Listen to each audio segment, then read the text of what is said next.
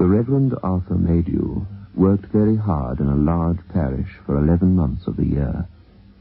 He was also a student and a man of no strong physique, so that when an opportunity was presented to him to take a holiday by exchanging his parsonage in a sprawling, dark, industrial town with the country living of another clergyman in the sunlit south, he was very glad to avail himself of it.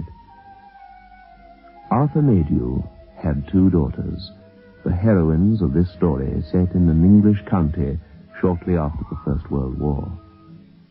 Both these girls rejoiced at the prospect of a period of quiet and rest in the pleasant country neighborhood of Overbury. But their dreams were shattered. From the gentle green acres, the Maydew sisters passed into the dark regions of terror that lie beyond midnight.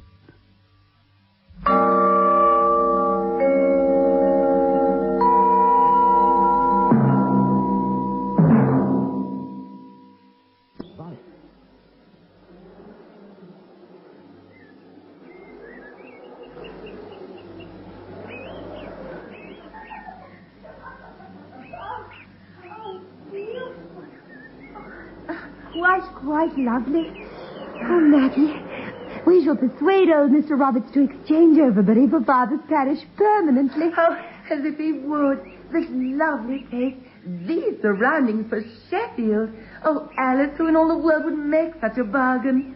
Look, that was a song thrush. Did you see him? No. With eyes like yours, I'm surprised you did. Well, I will not wear spectacles. And if it contents me to say I saw a song thrush, then a song thrush I saw. Oh. Do you think Father is contented here, Maggie? Of course. He has Mr. Roberts' library. What could content him more? Books, books, and more books. 100,000 books. Oh, how green it is up here. That's Bricket Bottom down there, the glen. How long do you think it is? 1 mile. Oh, 3/4, perhaps. You must ask Smith. He knows all the county's history. Oh, I would not dream of asking Smith anything. He's quite stupid. Look, you see, that's the road which leads to Blazes Farm. Oh.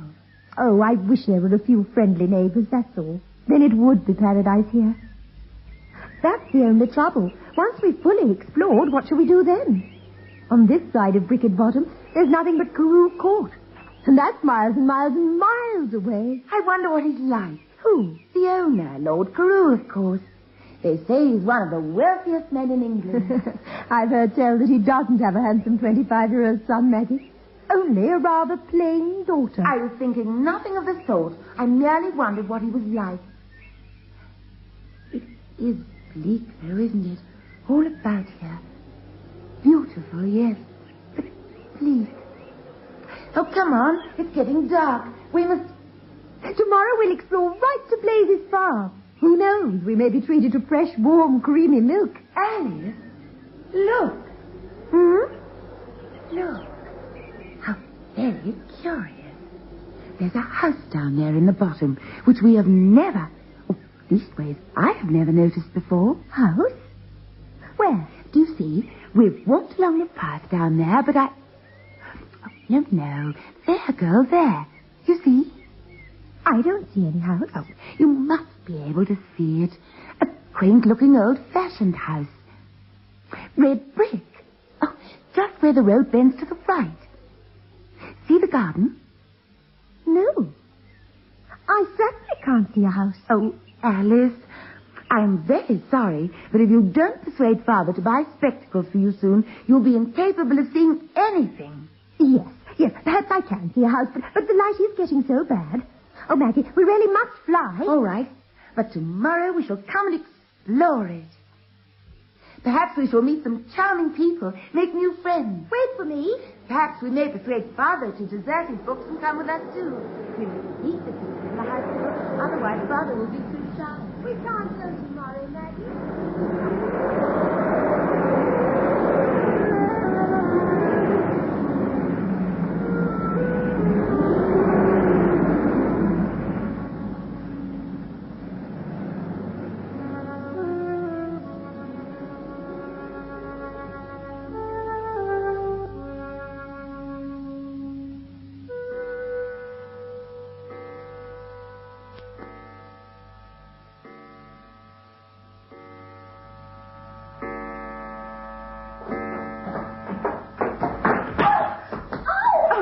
heaven's name, Alice? Oh, my ankle.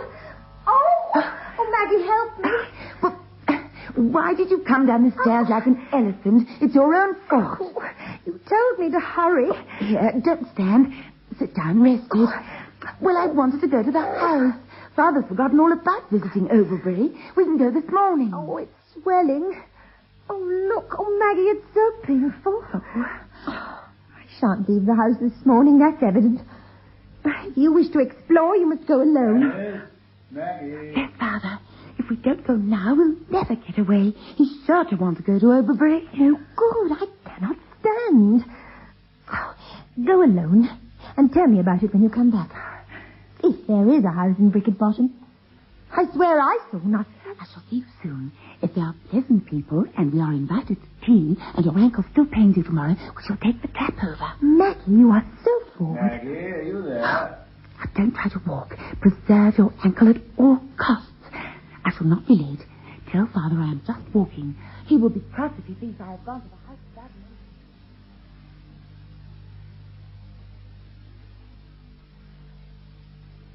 Very old-fashioned, but absolutely charming. Oh, and Alice, you should just see the garden. Oh, there are hollyhocks and roses and Canterbury bills and foxgloves. It is absolutely lovely. A darling little house. It's set close to the woods, just where the lane turns off to Blazer's farm. Oh, and Alice, I saw the people, too. An old lady and gentleman. The gentleman was sitting on the porch. I couldn't see him clearly, but the lady was in the garden tying up her flowers or weeding or something or the other. Oh, she looked up and smiled as I went by. Oh, Alice, I'm sure they are nice people. It would be awfully pleasant to make their acquaintance. And we shall, too. I shall make their acquaintance if it is the last thing I do.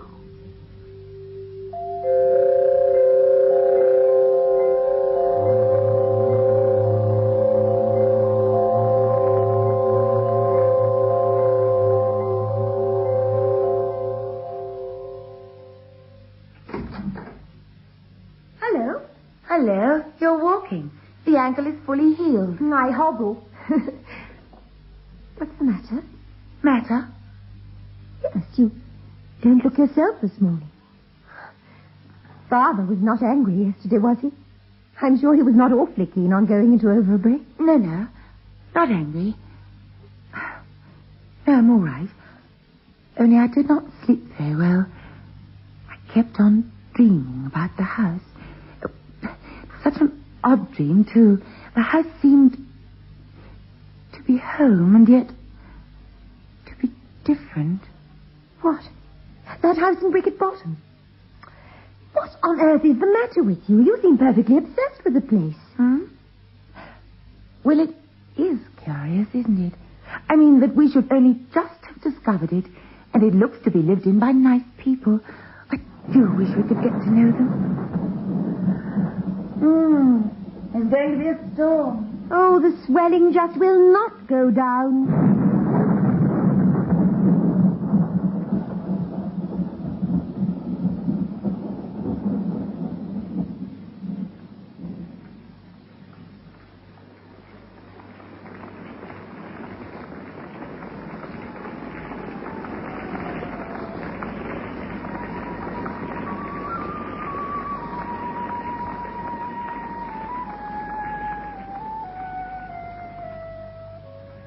Alice, I went to the house. House? Oh, the house in Bricket Bottom.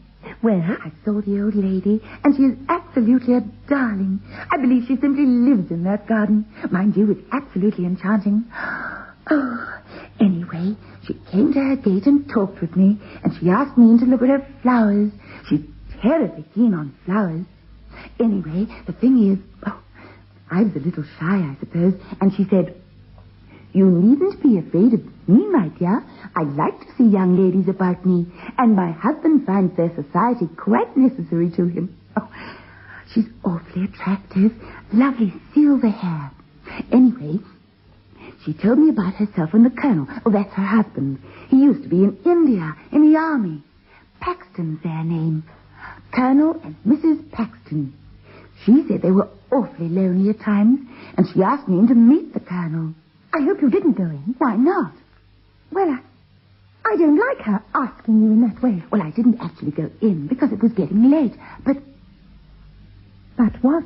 I have accepted Mrs. Paxton's invitation to pay her a little visit tomorrow. Well, I do think you ought to find out a little more about them before you go calling, Maggie. Why?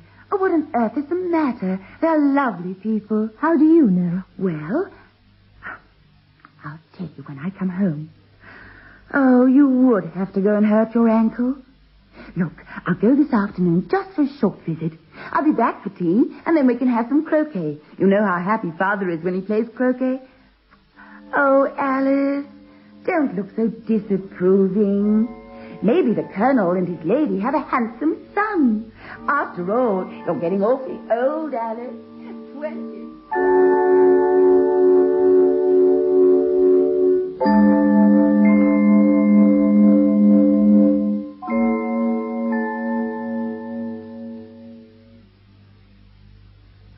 Where is Maggie?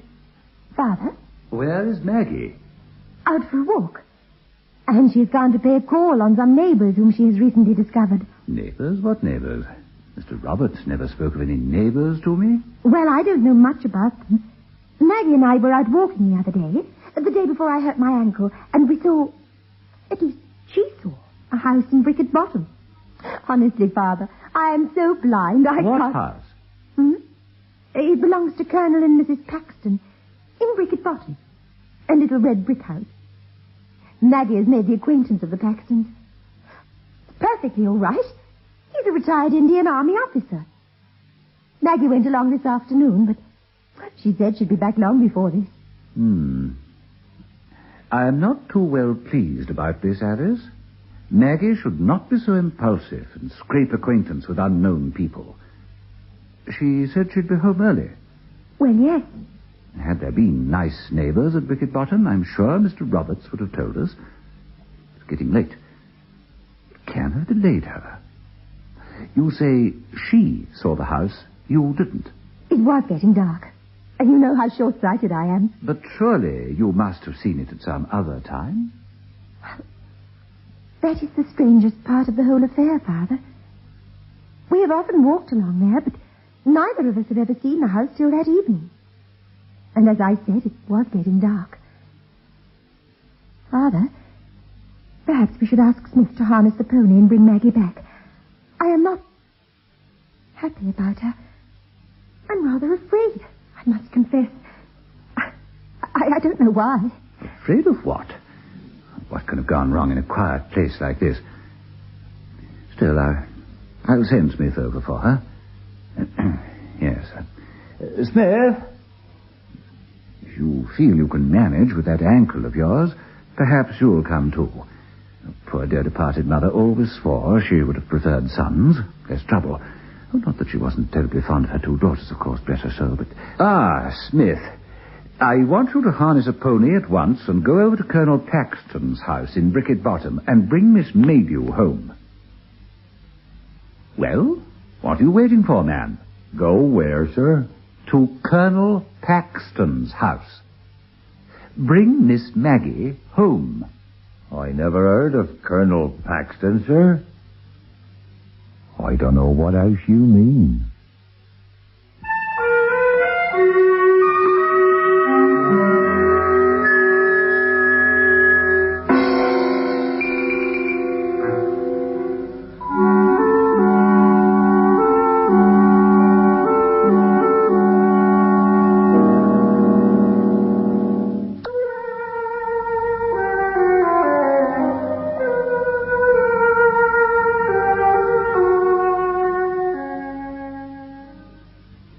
Alice, tell this fellow where your sister has gone to, and let us be off to fetch her. The Paxton's house, man, in Bricket Bottom. Colonel Paxton. Miss, you must know the house. You really must. Why, we saw it only the other day. At least, Maggie saw it. Not too heavily on that ankle now, girl. Harness the pony at once. Yes, sir. Stupid man. Alice, is your ankle strong enough? Yes, Father. Then you must show Smith where this house is. I must own I'm worried, Alice. But why, Father? Maggie merely went to pay a visit to the Colonel and his wife. And why have I not heard of the Colonel? Roberts would have informed me if there had been present neighbours hereabouts. Be that as it may. Come, let me help you. I shall find it difficult not to be stern with your sister when we meet her again.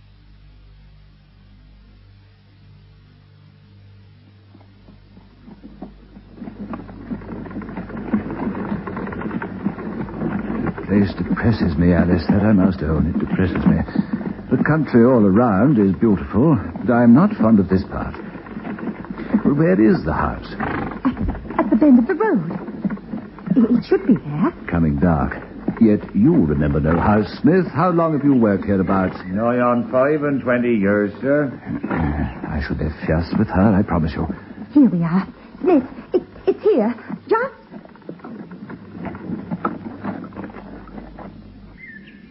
This is the place?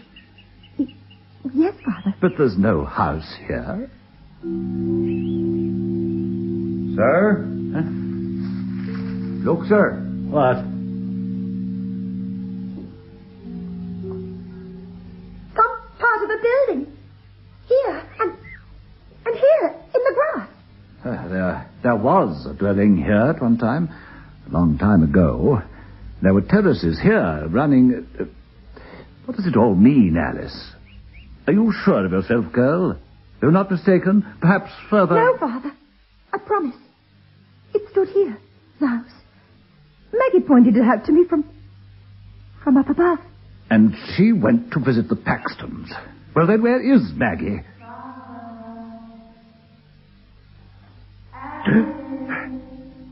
Listen. Smith, where... Maggie, where are you? That was Maggie's voice. Father! She's near and in some trouble. Where did it come from, Smith? I didn't hear anybody calling, sir. Alice, go back to the trap. Let me help you. Smith, we must search. Miss Maggie? Miss Maggie? Where are you?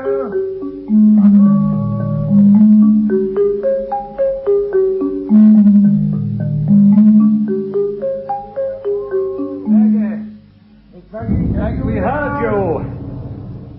Call again. Where are you? Alice, drive on to Blaze's farm, bring help, ask Mr. Rumbold to come and his sons too if they're at home, and ask them to fetch lanterns. Father, she might have returned over the downs while we were going by road. Perhaps she saw us and called out... Drive to Blaze's farm, girl. Maggie! Maggie! Maggie! Maggie! Maggie, where are you?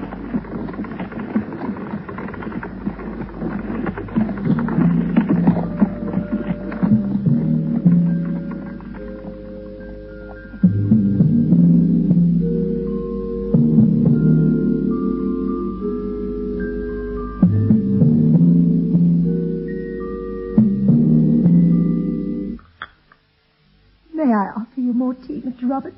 No, thank you, my child. No, thank you. Nothing. 4 days. Nothing. What can have happened to her, Roberts? The police have questioned the old woman. She saw her on the path to Bricket Bottom, but no one else has seen her since. The old woman said... What was it, Father? She described Maggie as smiling, but looking queer-like. The house. There is no house. And yet... Have you ever heard any local gossip concerning this Colonel and Mrs. Paxton? No. I never heard mention of their names until... I think the pot needs more hot water, Father. Well, I'll tell you all I can about them, which is not very much, I fear. I am now nearly 75 years old, and for nearly 70 years no house has stood in Bricket Bottom. But when I was a very young child, there was an old-fashioned red brick house standing in a garden at the bend of the road, such as you have described. It was owned and lived in by a retired Indian soldier and his wife, a Colonel and Mrs. Paxton. At the time I speak of, certain events having taken place at the house, and the old couple having died, it was sold by their heirs to Lord Carew, who shortly after pulled it down on the ground that it interfered with his shooting. The Paxtons were well known to my father, who was the clergyman here before me, and to the neighborhood in general. They lived quietly and were not unpopular, but the colonel was supposed to possess a violent and vindictive temper.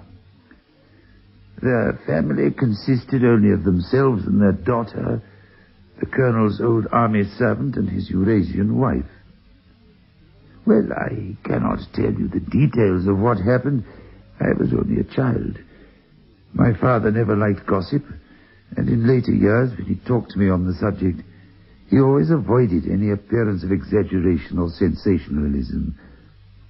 However, it is known that Miss Paxton fell in love and became engaged to a young man to whom her parents took a strong dislike. They used every possible means to break off the match, and many rumors were set on foot as to their conduct. Undue influence, even cruelty, were charged against them. I do not know the truth. All I can say is that Miss Paxton died, and a very bitter feeling against her parents sprang up. Yes, but Roberts, I pray you, what? Please let me continue. I know how shocked you are. This story, well, it may shed some light. My father never saw Paxton after his daughter's death, and only saw Mrs. Paxton once or twice. He described her as an utterly broken woman, and no one seemed at all surprised when she followed her daughter to the grave within 3 months. Paxton himself became a recluse. He was rarely, if ever, seen, and himself died in a very short time. Some said by his own hand. He was buried like his wife and daughter in the churchyard of my church.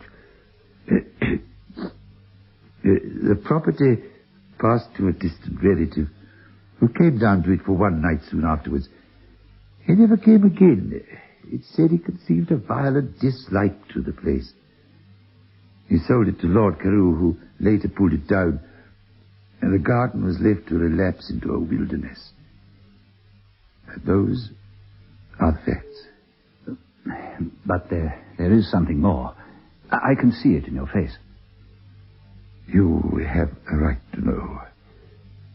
What I'm going to tell you now is rumor, vague and uncertain. About 5 years after the house had been pulled down, a young maid servant at Carew Court was out walking one afternoon. She was a newcomer to the district. On returning home to tea, she told her fellow servants that as she walked down Bricket Bottom, which place she described clearly, she passed a red brick house at the bend of the road, and that a kind-faced old lady had asked her to step in for a while. I saw the old lady, and she was absolutely a star. She came to her gate and talked with me, and asked me in to look at her flowers. She's awfully attractive, lovely silver hair. Did this girl go in? No. She feared that she might be late back at the hall for tea. She never visited the bottom again. But 2 or 3 years after that, after my father's death, a traveling tinker and his wife and daughter camped for a night at the foot of the bottom.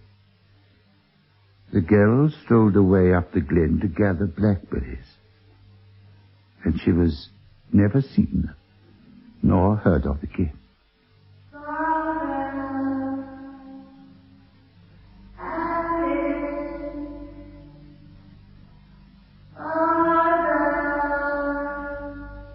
Of course, one does not know the truth. and she may have run away voluntarily from her parents, although there was no known cause for her doing that. That is all I can tell you of either facts or rumors. All that I can do now is to pray for you and for her.